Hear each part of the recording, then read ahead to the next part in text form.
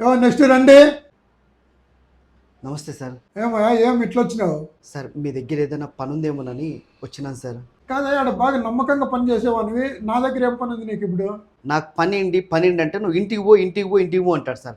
ఆయనకి నాకే సరిపోవడం లేదు సార్, అందుకోసమే మానేసి వచ్చేసినాను సార్. 24 గంటల సేపు పని చేస్తానంటే చేయించుకోలేదా? నువ్వు చెప్పేది నాకు నమ్మబుద్ధి కావడం లేదు. మా గొట్టుకూరు సీనియర్ నాకు ఫోన్ చేసి కనుక్కుంటా. హలో రామ్మోహన్ అన్న. వాడు మస్తాన్ గారు నీ దగ్గర పని మానేసినాడంట కదా, నా దగ్గరకు వచ్చి పని అడుగుతున్నాడు. ఏం నా వెనుకత?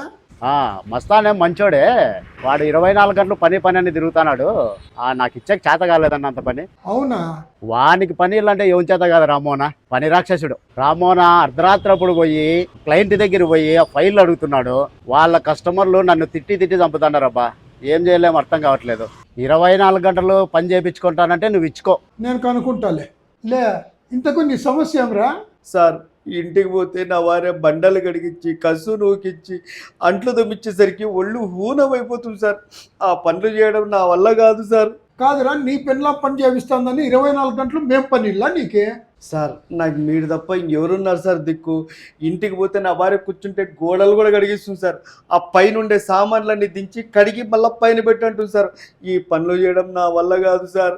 నీకు పని ఇవ్వడం నా వల్ల కాదప్పా మస్తాను. అంత మాట అనద్దు సార్, నీ కాళ్ళు పట్టుకుంటాను సార్. నేను కొంపకైతే పోలేను సార్.